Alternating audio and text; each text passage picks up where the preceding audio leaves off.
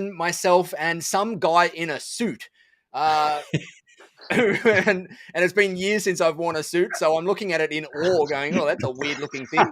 When you work at home like me, you don't see suits much anymore, and you're probably the same, Pete. Yeah, So, pretty much. Yeah, I'm tracksuit bottoms pretty much all day, every day now. yep, lazy man's clothes. And so that person in the suit is the one and only Scott Riley, who was out at the CompTIA conference event today. You've just had breakfast, and I believe you're gearing up to run one of the workshop rooms later on today. Which sounds that's good. right. But I'm guessing that means because the CompTIA event is on over in the UK today, and most of our listeners on this show are UK based because of the time zone, we're probably going to have 0 live listeners tonight. So if you are here watching us, thank you for joining. That's probably my mum watching at the moment, and that's about it. But anyway, on tonight's show, we are sans Richard Tubb again. He is having a couple of weeks away where he's been traveling and bouncing around the place and having a little bit of a holiday in there as well. So it's just the three of us. And tonight, we're going to talk about a topic that we're not sure how long it's going to go for because there's pretty easy answers to it. But a topic that I've seen conversations happening pretty regularly lately about, and that is, should you as an MSP be partnered up with some sort of cybersecurity partner or managed master MSSP? I always get it wrong. Managed security services provider, or someone that you can partner with that can look after more of the security side so that you can focus on just maybe the infrastructure side or the traditional managed services stuff. So we're going to talk about that conversation. It's not a simple answer, and there is layers to it and pros and cons of different approaches. For me personally, the answer to me of whether an MSP should partner with a cybersecurity firm to help them out with managing all that stuff is typically in 99.99% of cases a yes, and a very strongly worded yes. The cases where it might not be applicable is typically in the larger MSPs where you've got enough of a team and enough of capacity and enough budget to be able to do all of the cybersecurity stuff that's required to actively and properly look after your clients without taking it away from your main service delivery team. So you're typically going to have a separate team for all of that sort of stuff. And in the nimble MSP space, it's often not easy to have that budget, to have that separate team that's doing all of that stuff. So that's where, in most cases that I talk about it, I see that most MSPs should be partnered up with some sort of partner in some way, shape, or form to help them look after all of their stuff in there. Kind of like a virtual CISO, where we're the virtual CIO to our clients out there. Now, Scott, I know that you worked in that larger MSP, and I'm going to start off with you again. You worked in that larger MSP for a long time where you probably had the advantage of having departments of security department in there and a help desk department that was completely separate. And so there was no crossover and they were able to do their thing well. And now you're in a smaller, nimble MSP where you've outsourced traditional help desk and stuff like that. Tell us a bit about those two areas in yours and how you approach this conversation. No, you're absolutely right, and I think it is a scale thing, because at the larger MSP that I was at, we had a security operations center, right? So we had a full suite of guys. Now, I would argue, that you can still get it wrong in a larger organization, because that security operations center had like 5 or 6 guys dedicated to security, but it was network security. Right. And so they understood firewalls and firewall rules and, maybe web content filters, whatever the devices were capable of. But it wasn't the broad picture of cybersecurity that we think about now. When you look at your Essential 8 or your Cyber Essentials, or even in the US, like the CIS recommendations, it doesn't cover those. That SOC didn't cover those. It was a very, very narrow network focus. But yeah, I think it's absolutely something that we need to do. There's a lot of changes that are happening, and so many of the clients that we're seeing now getting hacked, that as an MSP, it kind of worries me to go, well, we are ultimately responsible for their cybersecurity, in a lot of ways. I know that we can put contract terms in and we can put things in that say, hey, there's a lot of stuff that is outside of our remit. There's a lot of stuff that's on your shoulders, Mr. Customer. But let's be honest, when there's a breach, when there's an incident, they're going to turn to us and go, well, you manage all of our IT. Why didn't you tell us? Why didn't you advise us? Why didn't you push us harder to take the right products? And I think we've talked a lot on the show previously about there should really be legislation for this kind of thing.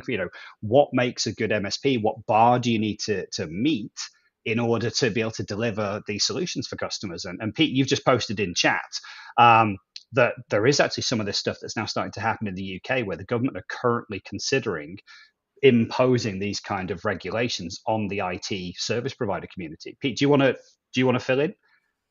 I've only just started looking at it, so you might know Okay, more than I okay. do. Okay, all right. So essentially, it is coming to the point where there are so many cybersecurity incidents now that the government are actually considering a bill that imposes a minimum capability of cybersecurity on IT providers, Right. and is pushing the balance very much on them to be responsible. And if you remember, we chatted a few episodes back now about an incident in Europe where it happened that a client had been Yeah. breached, and the MSP was held accountable ultimately by the courts for saying, look, yes, you disclaimed things, but you didn't make it abundantly clear to the end user that this was their problem and this was their responsibility and these were the risks. And so therefore we find you accountable. I think that's very much what we're seeing now with these new proposed legislation that's coming through in the UK. And it just takes me back to that whole question of what are you good at? And where are your strengths? And for everything else, you should have a bloody good partner. And that might be, at a bare minimum, someone who can, do the Essential 8 review or the Cyber Security Essentials review, that external lens that says, yes, you've set it up. We're now going to audit it and accredit the customer and say, hey, yeah, they have passed these controls at a bare minimum. Because then you've at least, you've set it up properly and someone's validated it. Good stuff. But then extending on to, well, what happens when something goes wrong? When there is an incident, how have we got someone monitoring it? Have we got someone reacting to those firewall alerts or 365 alerts? Is there someone who knows what they're doing, to take care of those? And I think from a 365 perspective, we look at it very simply and go, well, you could set up tools like Sentinel, and Sentinel will sit there and watch those alerts, and it'll use AI, of course. Yeah, well, yeah, exactly. It's supposed to then curate the events and the alerts, and then email someone, say, hey, this is really important, and that's good. But it's got to email someone who knows what they're going to do about it.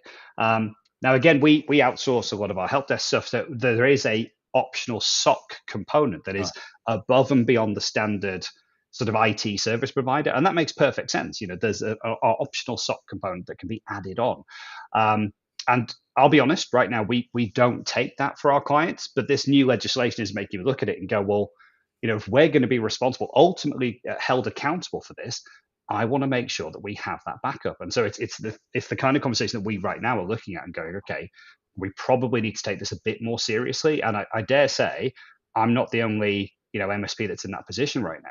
Yeah. 100%. Just today, I was on the phone with an MSSP for a couple of hours. We were talking about the whole landscape and how things are changing, and what some of the value adds that he's providing that I think are awesome in this space is his team. They don't care about desktop support. They don't care about installing Outlook. They don't know about any of that sort of stuff. They just are focusing on just security, and at a very, very, very high level. And but not only that, so he's got that team. He's got 24/7 team of coverage of people that are able to monitor the logs, and they're making sure that all the logs are being replayed across to their CMs and SOCs and whatever it is, all these acronyms. But what they also do is they build and they've curated their own stack of technology, cybersecurity tools in there. And so they've said, okay, for threat hunting, we're using this tool. For AV, we're using this tool. For all of the different things, we're using these tools. And if you work with us as your MSSP, this is the stack that we're going to deliver to your clients. And we get ridiculously good pricing on it because he's currently buying 24,000 licenses of Sentinel-1 every single month. So the price breaks he gets on that are phenomenal. So he can still deliver it to the MSP at the exact same price that the MSP is buying it from distribution at, but he can layer his SOCs or all his services on top of it in that particular thing. And because his team is just focusing on just looking after Sentinel-1 and all the other stuff in the stack, none of the desktop stuff, none of the infrastructure, not setting all that stuff up. They're just there. They can do a really damn good job of it. And that's, to me, what it's all about is they've got that priority and the focus to just focus on that stuff and not get distracted by all the other inevitable stuff that happens when you're running a front-end MSP out there. And I think it's, to me, if I was running an MSP today, there's no two ways about it. I would be working with one of these firms out there, and I would be keeping that front end, the relationship with the clients and the account management and the technology planning and the technology adoption and all of that sort of stuff would be on my plate as the MSP. And I would have this partner that I would be partnered with that would be looking after and keeping us on check to make sure that not only are all the things that we're implementing right in their stack, but also making sure that we don't miss anything along the way and stuff like that. Like, it's just a great kind of backfill to the work we're doing. And I think the we were talking about this is like, where does the line get drawn? Like, where does the MSP stop doing work and where does the cybersecurity partner start doing work? And to me, it's kind of this, like, it's like, looks like that. If you're on the YouTube show, you'll see what I mean, but it's kind of an integration. They're like, MSPs have to be doing some of this security stuff and whatnot. And the SOC or the MSP, SP or whatever you're working with has to come down to the desktop layer in some way, shape or form. So the lines are kind of grayish, but just over time, you'll work together and you'll figure out who's best at what, and you'll set some better parameters in there. And I think nearly every MSP that's in the nimble space out there now should, if they're not working with a cybersecurity partner in some way, shape or form, they really seriously need to be considering it right now and talking around and figuring out who's out there and who's who in the zoo and having conversations with each one and seeing how they approach things. And as you said, Scott, making sure that it lines up with whatever framework that your cybersecurity framework that you've adopted in your MSP from there. I find that if you don't already partner up with somebody, you're going to forcibly get partnered with somebody in the future because some of your clients will just go out and they'll find some cyber firm because for whatever reason, similar to like you sell internet connectivity, they'll still go find it from somewhere else because they didn't realize you sold it themselves, all these kind of things. So they will, and we had a few situations where they will go off, they will find us, a third party. And it makes sense to have that relationship in place beforehand and partner up with them, because then you don't look stupid when they come back with their main report. They go off and do their assessment without speaking to you. They come back to the client and say, hey, there's this failure, these things we've identified. Yes, exactly. And all they do is come back to you and say, well, you're our IT company. Why didn't you do that? Yeah. Why have you left these gaping holes in our security when actually, had you had the chance, you go back to the cybersecurity firm and you go, okay, we've done that because of this way. This is the reasons we've done that. Because you control the narrative. You get to explain why it's all configured, so that when the report does go back to the client, it's actually a fully figured out report with all that detail included of okay, there is this slight risk, but that's because you've got this application that doesn't support this protocol or whatever it's going to be. It just allows you to have that extra information. So I think having those partnerships in place firsthand makes sense. And also just from a narrative point of view, and because as MSPs, we know there needs to be like multiple levels of security. Like multi-layer security is just default standards. You need that.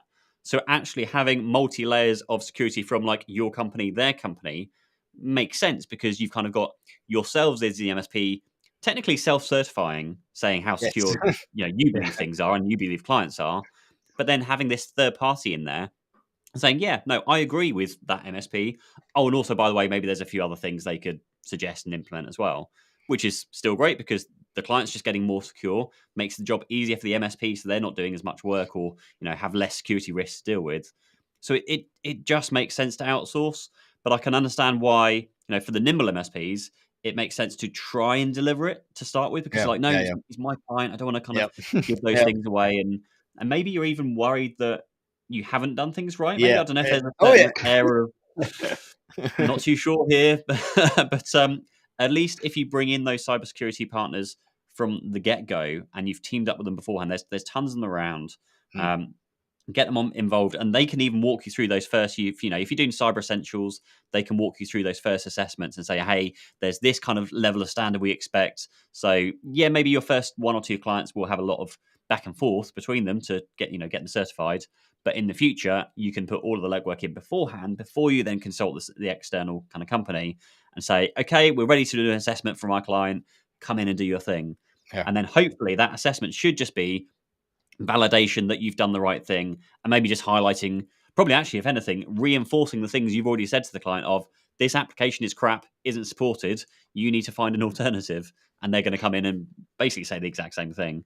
So I struggle, like you said, to see a reason why you wouldn't partner up nowadays with a third party vendor. Just have a friendly person in your corner going, yeah, he's right, like you should listen to him. That's the kind of Exactly. I think you've touched on a few really interesting points there, Pete, as well, because it just shows like how much is involved when we start to think about where the cybersecurity is. So you talked about like a defense in depth approach, which typically for us MSPs means layering on different products. So like whether it's endpoint management or web content filtering or mail filtering or identity and access and multi-factor authentication, all of these different layers, and then there might be some easy answers. People going, well, just, truck roll Huntress, or, roll out Sophos with, Intercept X and EDR. And yeah, okay, that's tackling part of the challenge, fine. But again, someone needs to be sort of coordinating those logs and pulling it together. Then you think about like the managed firewall service, which for a lot of the nimble MSPs, they're probably just reselling, one of the big resellers. Like here in the UK, we have people like Gamma. So they're probably just reselling their service for network connectivity, which comes with a managed router and a managed firewall that's probably managed by them. It's not managed by you.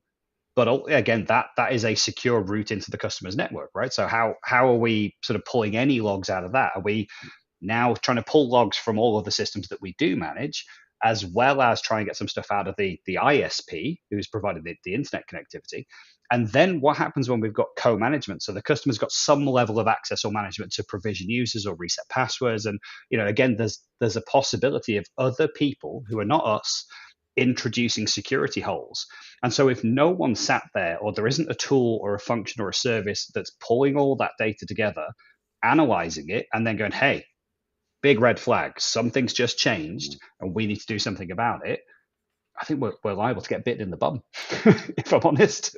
Agreed. And one of the other value adds that I was talking about with the guy today that they're providing to their people or to their partners is that, or that they're starting to build out, and a lot of these places will start to build this stuff out, is that like when you talk about replaying logs or sending logs across into like some sort of log management system or a CM or whatever it is, like there is millions and millions and millions of logs coming out of just tiny 10, 20, 30, 40 seat businesses in there. And it gets wildly overwhelming. And if you're the MSP that's got it on your plate to try and manage all of these logs, you're looking at them just going, oh crap, like I'm not even going to start looking at these things. Like it's just out of control. Let me just focus on tickets that are coming in. But what some of these companies are building is AI and machine learning into these things, so that they're figuring out the patterns in all of these logs and figuring out easy ways across the board, across their entire client base, of how to deal with different things and triage different things and manage and automate different things in there. And they're able to do that across all of their partners in one fell swoop then, rather than the single MSP trying to churn through millions of logs to see what ones they've got to try and what things are out of the ordinary. And I think that's a huge value add. You guys like know how many logs get flipped out of things nowadays, and how many different events get flipped out of things nowadays, that it's nigh on impossible to keep up with that stuff without having some layer of AI or some crazy algorithm or tool in there that's just helping you separate the wheat from the chaff in them. So to me, that's I know so many people that just switched off the notifications. Yeah, that's right. Just we did too that many in of our... them. Let's just switch them off, and just if things go wrong, we'll know they go wrong. I remember in our MSP at one stage, we went through that. This was 10 years ago now, probably, when we used to use the tool called LabTech, which is now ConnectWise. It's the Automate, I think. Yeah, Automate. Sorry, the word I'm looking for. And at one stage, LabTech came out and said, oh, by the way, we've built this entire monitoring system and agent and management, whatever. And all you got to do is just do one-click install and install the whole thing. And it's going to monitor everything and check everything. And we went, oh, yeah, cool. We were a bit dumb and blind. And so, yeah, let's go and install it. And we put it on. And I think the next day we had maybe 150,000 tickets on our PSA, and we'd normally have 30 a day. So we had, and I know some MSPs that got millions when they went and did that. But we then just went, oh crap, turn the whole lot off. And then we didn't know what we were missing. And we were in that state for probably 3 to 6 months while we were going through trying to figure out what had to be in there. Whilst we're trying to support our clients on the front end as well, and doing all the help desk and support and projects. And so that whole setting up the monitoring became a very back seat for a period of time. And then we took the opposite approach in that we then started from scratch, and we started from zero, and we just went, okay, now's the time that we're going to build monitors for all the things that we feel initially are things that we need to know. And we built them that way from scratch, but because back then there was no best practices that you got access to nowadays. It was all kind of build your own stuff from scratch. And eventually we got to the point where you had something like 50 or 80 monitors or something that we'd built from scratch, and we were confident in them. And every time a new incident came along that our monitoring didn't pick up in advance, maybe it was like a failed RAID array on a HP server or whatever it was, we'd go and build out a monitor at that point in time. But that was a crappy way to do things. And nowadays, when you got these MSSPs that can deal with that at like that 20,000 foot view, like they take a layer above and they can deal with it across tons of clients and whatever, and make it their primary focus. It just, the job gets done way better than the ways we used to do it in the past. So my question for you is so you're an MSP, where are the lines drawn between going from an MSP to, say, the cybersecurity consultant who comes in and does like the Cyber Essentials and the kind of certain accreditations through to an MSSP, and the MSSPs the ones that do the log monitoring? What's the process there? I think there's no hard and fast rules that I've seen out there. There's no, like, so many people call themselves an MSSP when they're not, and others are not calling themselves an MSSP when they are, and like the terms are just wildly crazy. And I haven't seen any great patterns for how that works yet. And I think it's just because we're in that messy stage where people are just trying to figure it out, and vendors are trying to come in and say, hey, we do this, and we're calling ourselves that. So I think in terms of where are the lines drawn at the moment, I think it's different in every scenario, and you've just got to the way to figure out your line is you typically go and do a bit of due diligence on all the MSSPs or whatever you want to call them that you want to work with, and then when you decide on the one that you want to work with based on values and the way that they work and whatever you decide on, pricing maybe in there, then you sit with them and you figure out where the line is with that particular person and what they're like, where they see the line. Because I think so many, like there's MSSPs that like taking on the desktop support level. There's MSSPs that don't and do whatever. And so you just got to figure out, pick your one that you're going to work with, and then work with them to figure out exactly where the line is that they like working with and they work with across all their clients, so that you fit into the mix the best. And I think over the next couple of years, those lines will become much clearer, and we'll be able to say, all right, demarcation lines kind of here, and this is responsibility of the MSSP, this is the responsibility of the MSP, and vendors will start to clear that up. But right now, from my perspective, and it's just my personal perspective, but it's a bit of the Wild West at the moment, and it's just people are scrambling to try and build services and position them in certain ways and position them in certain marketplaces and all sorts of stuff. So I don't think there's any easy way to answer that one, apart from work with your MSSP to make sure that you are damn clear on your lines once you do pick them, but know that it's hard to go and figure that out before you actually pick your MSSP, what those lines are going to be. So second question for both of you, I guess. How do you tell the difference between an MSSP and an MSSP? the ones that actually know what they're doing versus the ones that have just added the extra S in their name. Yeah. So my first steer on that is very much what Nigel was just talking about there. So what I'm seeing here is that a lot of MSSPs, that terminology is being pushed down from vendors, and they are network vendors. Right. And so it's the Fortinets, the Ciscos, the Palo Altos, and they're saying, hey, come and join our MSSP track and get certified as an MSSP, and we'll make sure the network is secure. Cool. What about when I'm not on the corporate network? Well, we've got a VPN client for that, and then we'll track all your data. Okay. It's a very segmented view, and it's very niche. What I do like is this idea actually of having an external MSSP that covers everything. So they'll ingest all the logs from all your devices, from all your systems, your AD, your desktops, whatever it is.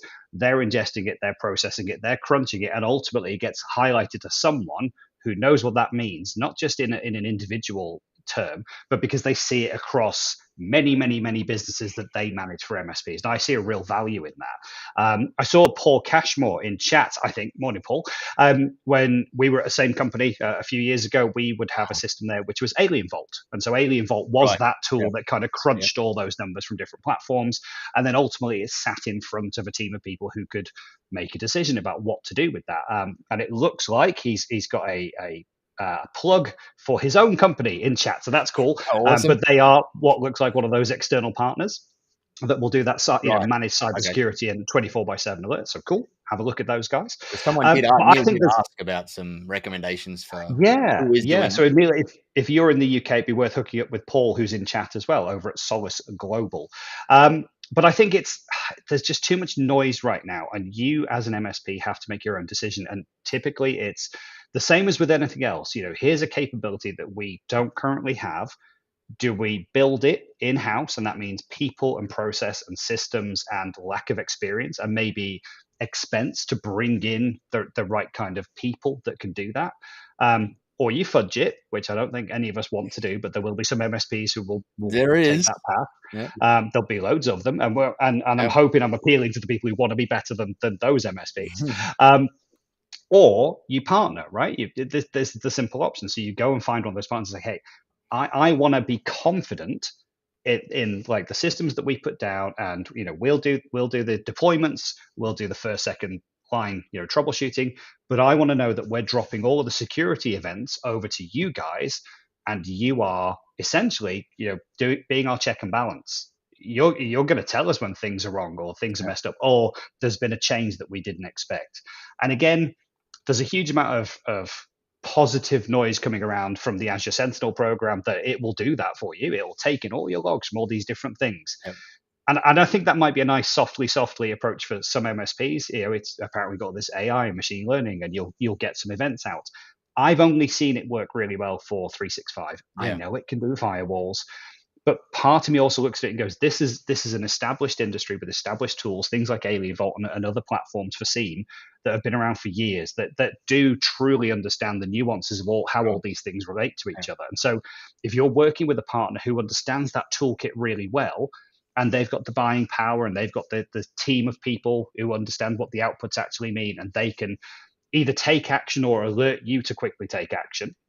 And I guess that's another question, right? If when we outsource these MSSPs, are we giving them administrative access to the clients and the equipment to be able to make the changes if they see an event? And if not, what's the delay between them alerting us and us making the changes? But again, I think I'm just repeating my point, which I think you can either build this yourself and have a go at it. And there'll be some businesses, some MSPs at scale where they can afford to do that. And there'll be others who just go, like our size, we need a partner. Yes. We just need that expertise to plug in today. And there's a cost, and there's a cost of sale, but ultimately, that cost gets passed through to the customer, and what we get is a much better, much secure situation. So if this legislation, passes and we all have to, conform to these standards, I'd be in a situation of going, we've got that. Our customers are covered. We've got an external check and balance, and I'm getting reports in that say these customers are all currently secure, or when there are incidents and alerts, we're made aware. As opposed to just the blissful ignorance that I think some of us are living in today. It's just, I don't see any security incidents if you're not looking for any. That blissful ignorance, as much as I hate to say this, is how most of us MSPs got by in the last, probably up until 4 or 5 years ago. And we tried our hardest, right? But there was still a big degree of blissful ignorance in there. However, right now, blissful ignorance will get you and your clients hurt. It's like we were able to skip by with it in the last, in the 90s to the early 2000s and probably to the mid 2013, 14, 15. But after that, blissful ignorance is not a long-term strategy. You can't do it anymore. You got the landscape is so changed now that you just got to get in and get this stuff done. And you got to charge your clients appropriately for it. So where does the MSSP or this, where does this bolt-on sit? Because I'm just thinking, I guess, in terms of pricing now, because this is half the issue, is that whether you go with an external company or you try and deliver it internally is probably controlled by the price your customers want to pay. And depending on the clients you have, is the MSP, we've got per user per month billing, we've got just kind of fixed fee retainers, whatever they are with the MSP world. Is the MSSP just a case of doubling your prices and adding another company onto the back of it? Is it a small increase in price that you can then pass on to clients? Well, where does that sit? Because it sounds to me like it's one of those, I'd love to have that. It'd be incredible to offer that to all my clients, but none of them are going to pay for it. Yes. Yes. And I mean, some of the pricing I've seen is around about 25% increase on the managed service cost. And so, that's got to be accounted for somewhere in the service charge to the client. But this comes back to, how are you differentiating your proposition to the customer? Yeah. I think, and are you saying are you saying you get that billed directly from that security company to the client, or are you saying to resell it? Because I wonder how that comes off, as if you're reselling it, then it looks like you're providing the service. Whereas actually, if they're billing direct, then it's a third-party service having third-party advice who just happens to agree with you. Hopefully. I think, for me as the MSP, I would want that to be part of my stack, my good, better, best stack, because if I want to be held accountable if there are security incidents and there are risks that we need to update. What I don't want is an MSSP constantly telling the customer they've set this thing up wrong. Here's an alert. Here's something you need to change. Because when there are issues, the person who needs to resolve it is us as the MSP. And so that escalation needs to come back to us. The client is outsourcing their IT and their cybersecurity to us. So I would see that as part of the managed service wrap that we're doing. We are accountable ultimately for that. Yeah. Yeah, I just wonder how that comes off from like going back to like the client communication piece, if it's you providing the service, how much they trust that it's like the right advice. Whereas if it's, and it's weird that it's that billing thing of like, well, if they're billing me direct, then the relationship kind of there is with the client direct rather than through the MSP. Even though we know that behind the scenes we're still chatting back and forth and passing information. But yeah, just knowing that they've got the clients back, but they've also got our back in terms of like that kind of that arrangement. No, I quite like the message, and I wouldn't be precious about it. For me, it wouldn't be about making sure I get my markup as we sell it through. It's genuinely what would be better for the client, and I just think, like, I'm trying to think logically. There will be incidents and issues that need to come into our help desk system from the MSSP that we need to take care of. So how much is the MSSP going to be communicated with the client apart from a billing perspective? I mean, they might be selling summary reports and things like that. I'm just trying to think how they would see the value of it, separate to it being something that we provide as I guess it just comes down to that communication piece of, maybe if they are billing the client, and the billing's a very small part of it, but I wonder if that's like a mindset change in the client's mind of like, okay, they're my supplier, they're not their supplier.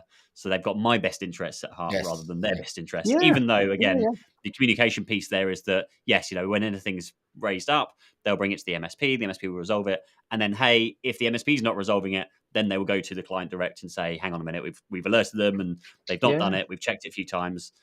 Something I'm just kind of picking thoughts out of the air. I think that's going to come down to clients as well, because there's some clients that will be, they want to go down that route. They'll want to have kind of the checks and balance in place that they control, so that they've got they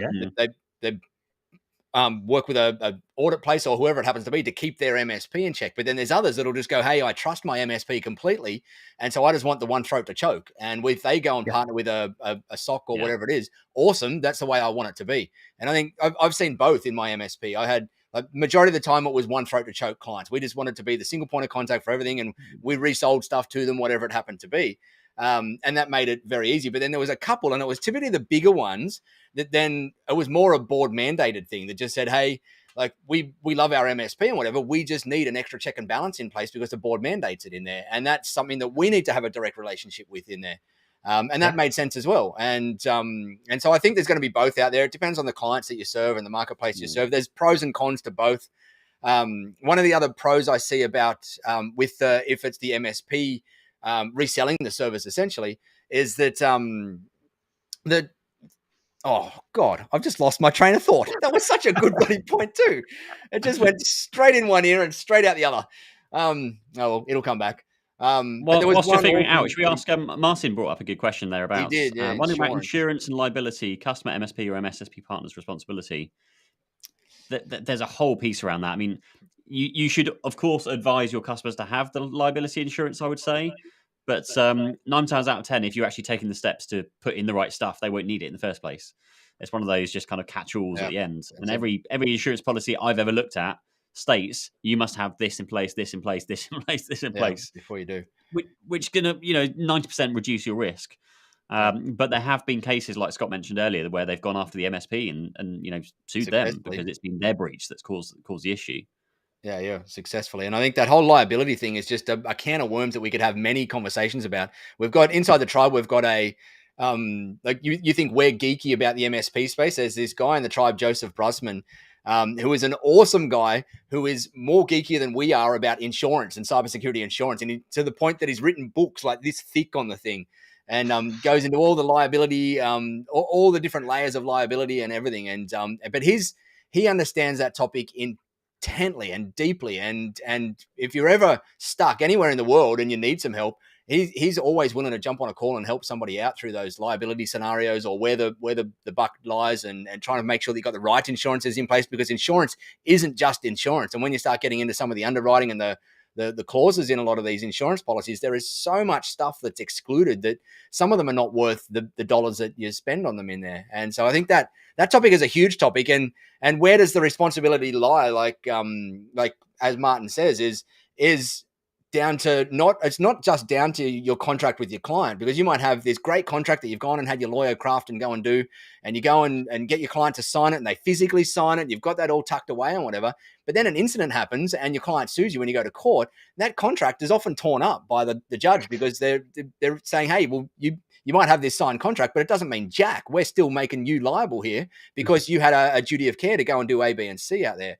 And so I think a lot of MSPs that I see are kind of back in that same blissful ignorance stage, not realizing the level of liability that you actually do have in there. And some jurisdictions are worse than others. We know, unfortunately, our friendly folk over in the US have got this crazy litigious society that they've got to operate in, which makes things harder than what we're typically used to in the UK and Australia. But we are following suit to a degree, and it's getting more litigious out here as things go. And I suspect it's the same over there with you guys.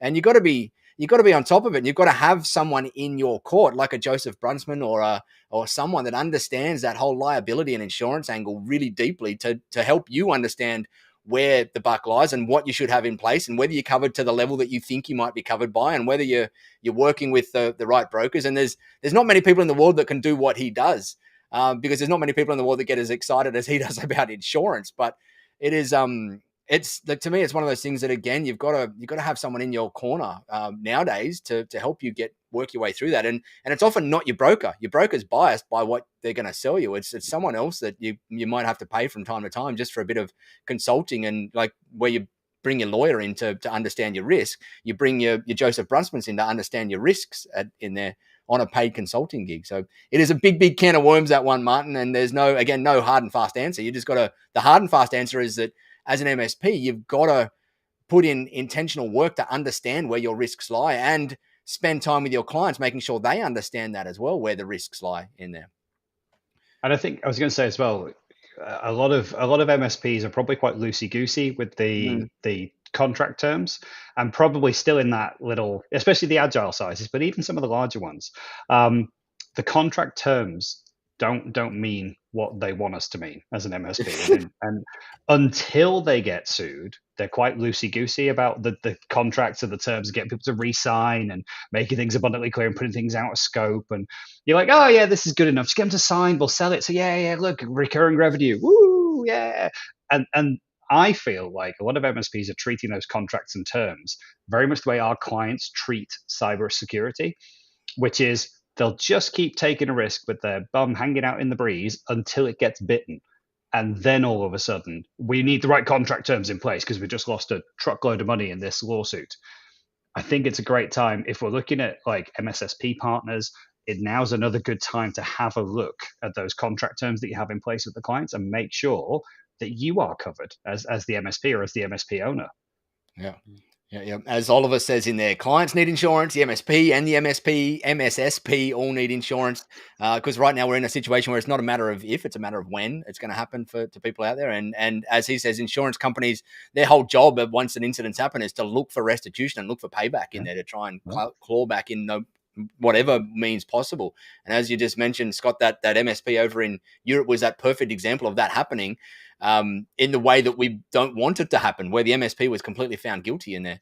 So you got to be more on top of it. Like our biggest encouragement out of here to anybody is, if you haven't put proper time and effort and intentional energy into thinking some of this stuff through, do it. Get on the phone to your broker, get on the phone to your lawyer, and just spend a little. You might have to spend a grand or two here and there to have some advice and to get some feedback and to look through things. But it could very likely mean the difference between you losing your business or not out there. And it's a life or death thing. It's not a little tiny thing that we should be pushing to the side and hoping never happens. It's very real likelihood nowadays. And the last thing I ever want to see, I've seen a few MSPs to get hit by it, where the MSPs had to go out of business, and it's a 20-year-old MSP and a livelihood with staff and family, and it is just horrific to see it. And it could have been avoided just by a couple of conversations, just to make sure that liability and risk was managed a little bit better in there. So please, if anyone's watching and you're not quite confident in your coverage and whatever, please go and get out there and spend a bit of time this week just having a couple of conversations with your brokers, your insurers, your lawyer, and whatnot in there. Right. Cool. What haven't we touched on in the topic? We were thinking that tonight's one might be a little bit of an early one because the answer to is should an MSP work with an external cybersecurity firm? The answer to that is just yes, pretty much in nearly all cases. And so we thought this might be an early one. We've run through the topic a fair bit. I have got dinner with my kids waiting for me downstairs because daylight savings has changed over here at the moment, and the kids had a ballet concert on tonight, and so I'm going to go and have dinner with them shortly. But is there any other things that we can run through before we wrap this up that's in that whole kind of maybe someone did ask about who are some of the best partners out there to partner with. I think you mentioned, Scott, that Uptime, Jason over at Uptime, they've got a SOC service now in there as well, do they, that you can layer on top? They do, yeah. So for an extra, and that's where like my view on 25% comes from. For an extra 25% per user, you can then get a managed SOC service where they'll again pull in all those logs, put it through their systems, and then analyze and if they need to make changes. The great thing is because they're our outsourced IT provider, they're able to make changes to the devices or the platforms. But they're not a specialist at that, right? They're not a dedicated MSSP, unlike some other agencies where because it's a bit like, I guess there's InBay, there's InSOC, who do an outsourced SOC service, so that's specifically what they do. They don't do the level 1, 2, 3. They just do that. We saw Paul flag Solace Global in the UK, so they're offering that MSSP service for IT providers. So yeah, I think there's definitely some good agencies there. I don't know a number of them, but I've given you 3. That's not a bad shout.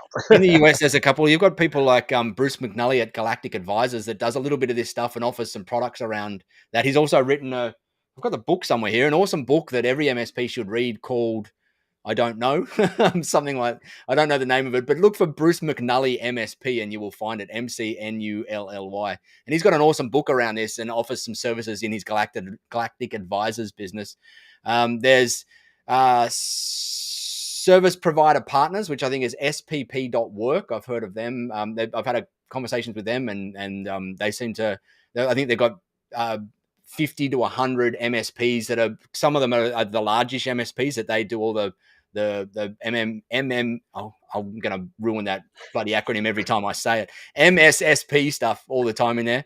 And there's a bunch that they're not coming to the top of the mind now, but in the product vault inside the tribal library, if you're a Tech Tribe member, there's a bunch of them that are listed in there as well that do this sort of stuff and focus on it solely. And it sounds like what you said, Scott, that Jason offers like a light, like an entry-level version. If you're not doing anything, then you can step up to that. And that's a great starting point. And then you might outgrow that eventually and move up to one of these dedicated services out there. Or Jason, knowing Jason, will likely catch up and start offering it at the level of those higher level services out there. More than likely, that's where he's going to get it to. They're well positioned to do that. And if I've got that wrong, he's in the next room, so he'll give you a kick in the shins. Kick in the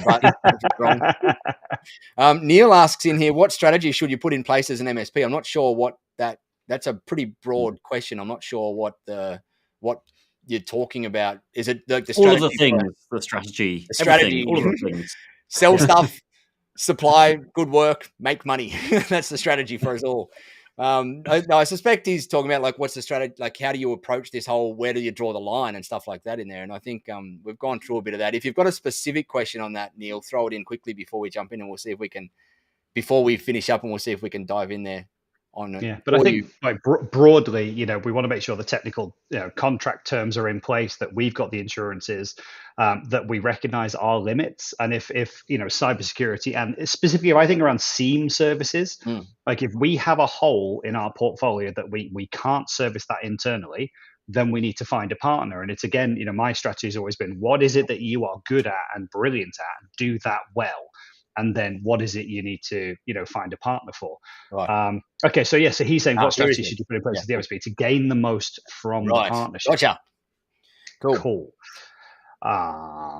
Communicate. And communication. A load of time up front. Like if like that's one of those things where it's like when you're bringing on a PSA tool and you go, I'm just going to turn it on and start using it tomorrow. Like that's not how it happens. You've got to spend so much time up front. And it's one of those things that if you are partnering with someone like that, either if they're not if they're not selling you some sort of upfront project thing where they're going to dive in and understand your business and you're going to understand them and you're going to do all of this work together, either push them for that or do something to make sure that you've got this big lot of work up front where you're sitting there and having those meetings and those whiteboarding sessions, or they're training you about where the line is drawn or whatever. Because the last thing you want to do is just say, hey, you're our security partner now. Here's access to all our clients or our PSA or whatever, start rolling the stuff out and just taking a hands-off approach, because that's just going to end you up in the garbage and you're not going to have a good thing.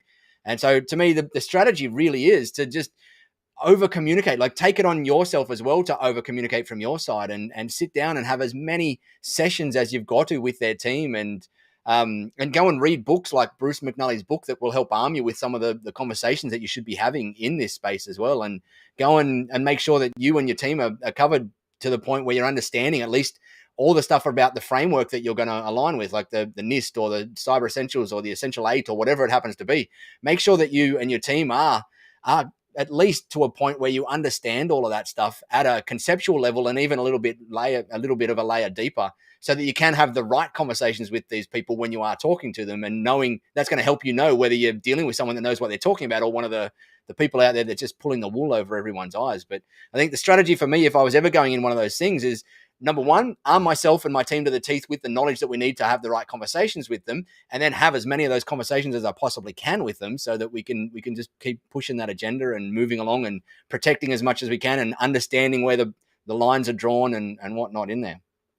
And I'd be looking for maturity in that space as well. So again, the way you're going to tell the difference between someone who's really good at this as an MSSP who works with partners is they're going to have like a great onboarding process per client.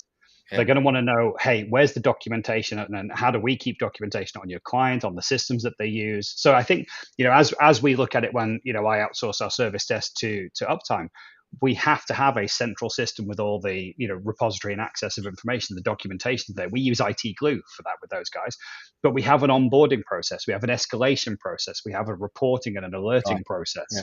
So I'd be looking for all these things with the MSSP to check their maturity levels as well, because what we don't want is someone who's technically very good at driving the product. Okay, you might be great at Alien Vault and sucking in logs, but I've got to consistently deliver this service and onboard clients in a really smooth and effective way.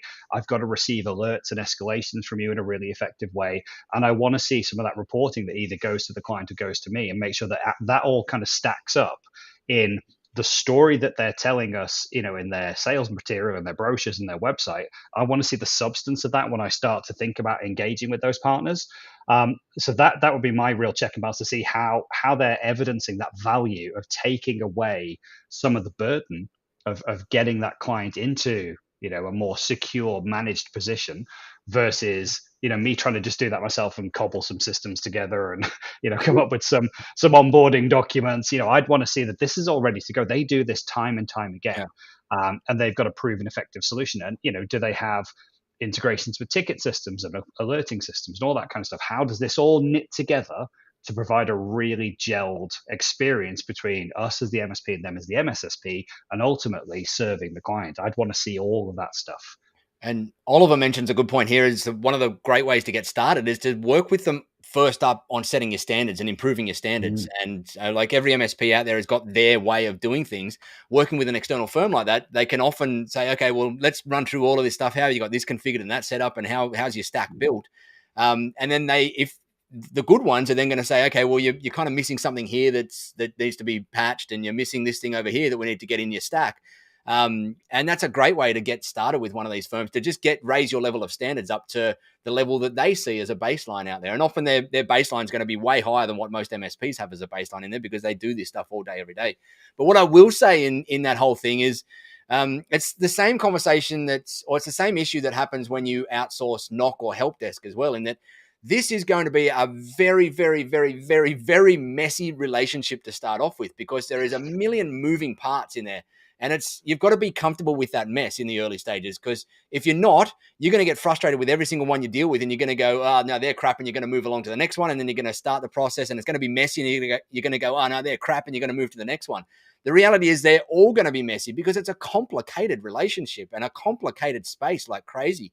And so you've got to be okay with a bit of mess, and you've got to not micromanage through that mess. If you find the right partner, let them lead you through it. Don't be afraid to ask the tough questions if you don't think they're asking the tough questions, but let them lead you. Don't try and micromanage them and say, oh, guys, you kind of missed this weird error that came through in here, and we're going to kick you to the curb and we're going to start to threaten you with moving away or whatever. Like, everyone's going to miss stuff in there because the amount of stuff that they've got to deal with here is phenomenal. It is, no one can do it perfectly, and you're not doing a job perfectly. The MSSP is not going to be doing a job perfectly. What you're doing is just raising the standards and raising the layers up more than what they are now. And that's the ultimate goal. You're never going to get to perfection because it just doesn't bloody exist in our space. It doesn't exist at the right price point in our space. You could probably spend $1 trillion and protect a small business of 20 people, but who's got $1 trillion budget for a 20-person staff? So I think it's a great way to get started, is just work with them on your standards first, then get into doing the stuff. Know that it's going to be messy. Be okay with a bit of the mess, but double down. If you pick the right person, double down, work hard with them continually, setting whatever you've got to set up. Know that it's messy and be okay with that. And I think that's the way to get through it in these things. The same way you do when you're setting up a NOC or a help desk to take over instead of you doing it yourself. Yes. Yes. End rant. End Nigel's rant. Right. Well, we're 8 minutes out. I'm going to call it. Scott's got a breakfast to go and finish off and go and run the MSP event that he's running out at CompTIA today. And I'm going to have dinner with the kids. We've got chicken dinner tonight, chicken and chips. We're going to be naughty for a bit tonight. And Pete, I know you've got a coaching call coming up shortly as well with one of your. Yeah, I've got Thursdays are my coaching days, back-to-back calls, all good. Back-to-back calls with all your one-on-one clients. Is there any gaps in there for any new ones, or are you full? I've just taken on Craig, the guy that used to work with me at Techers. He's starting to pick up some clients as well, so I do have spaces technically. Both I've got one space, I think maybe. And Craig, he's got a full calendar. He's got an empty calendar now, so I think he's taken on one client. But if anyone else is interested, then fire them my way. Oh, hey, notabusinesscoach.com. That's where they should go, isn't it? Not abusinesscoach.com. Let me just plus one, because we did our first 12 months with Pete as a coach for MSP. Yeah. And genuinely, it's anyone watching who is looking for an MSP coach, you will be absolutely blown away by Pete. And I'm not saying that because he's paying me to. I paid him for the first 12 months of our MSP, right? So he took money off me, and I'm saying the nice things, genuinely. Shameless plugs flying around everywhere in here, and I love it. And I did, when someone's doing a good job, and I'm going to buddy you up here again, Pete, when I was in a Facebook group the other day, I sometimes jump into these MSP Facebook groups because we get tagged in them a lot. And someone said, I'm looking for an MSP coach to work with. And there was like 3 or 4 plus one for Pete Matheson in there. And so, someone's doing good work when they start to pop up in Facebook groups as a recommendation everywhere. So that's the marketplace is talking. You're doing a good job. And if you're an MSP that happens to be listening to this, wanting to have some one-on-one help and someone to jump on and help you through this journey, that man there, I'm horrible at these buttons. That man there we go. End of shameless Let's finish. plug. We don't want to just sell to people. Yeah, end of shameless plug. Let's wrap up. You can do the wrap up, Pete. You're always cool. Yeah, of course. Yeah, thank you as always for everybody joining us. Next week, I think we're going to have to figure out timings for next week because with the time changes, it doesn't work. So we're going to have to figure out things there. But I think I've got a good topic for next one as well. So once we're finished, I will mention it to you guys and we can have a chat about that. But as always, subscribe to the YouTube channel down there. Hey, I got it the right way around. It's always weird when it's like reversed. Subscribe to the YouTube channel down in the corner there. If you're not already following us on subscribing on the podcast platforms, then do that as well. And we will see you at the same time. No, the same-ish time. We will see you next week sometime, maybe. Somewhere later on this year. Between now and 2023, we'll see you. Other than that, Scott, enjoy your CompTIA day. Nigel, enjoy your chicken and chips. I'm starving. We'll see you all next time. Thanks everyone for the questions and the input in the chat. It's always welcome and always awesome to hear all the ideas and thoughts and wisdom being shared. Anyway, that's all from us. See you all next time. Bye for now. Cheers.